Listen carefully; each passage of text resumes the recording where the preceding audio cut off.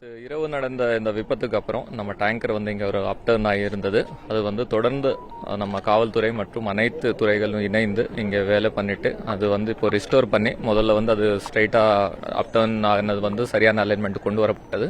அதுக்கப்புறம் அந்த ஜாயினிங் பேனலில் இருக்கிற டிஃபெக்ட் வந்து சரி செய்யப்பட்டு அதோட ட்ரக்கோட திரும்பி அதை ஜாயின் பண்ணிட்டு சரியான பாதுகாப்போட அதுக்கான எமர்ஜென்சி ரெஸ்கியூ வெஹிக்கிளும் சேலத்திலேருந்து வந்தது. அந்த ரெஸ்கியூ வெஹிக்கிளோட அனைத்து சேஃப்டி டீம்ஸோட ஒரு கான்வாயில் இப்போ அந்த ட்ரக் வந்து திரும்பி பீலமேடியில் அவங்களுக்கு இருக்கிற ஒரு டிப்போக்கு வந்து அனுப்பப்பட்டது. இதில் வந்து பல்வேறு டிபார்ட்மெண்ட்ஸும் நம்ம மிகப்பெரிய நாங்கள் நன்றி சொல்றது காவல்துறைக்கு. விபத்து நடந்த சமயத்துலேருந்து இப்போ வரை மக்களுக்கு எந்த பிரச்சனை வராமல் இந்த பேரிகேட் பண்ணுறது, டிராஃபிக் டைவர்ட் பண்ணுறது, முன்னெச்சரிக்கை ஏற்பாடு எல்லாமே பண்ணியிருக்காங்க. இண்டஸ்ட்ரியல் சேஃப்டி டிபார்ட்மெண்ட் வந்து இந்த சேஃப் ரெஸ்கியூக்கான மானிட்டரிங் அவங்க பண்ணியிருக்காங்க.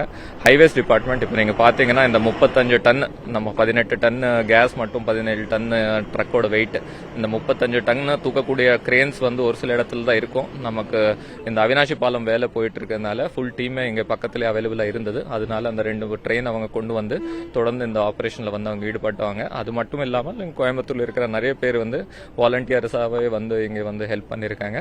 அனைவருக்கும் மாவட்ட நிர்வாகத்தின் சார்பாக இந்த நேரத்தில் நன்றியை தெரிவித்துக் கொள்கிறோம்.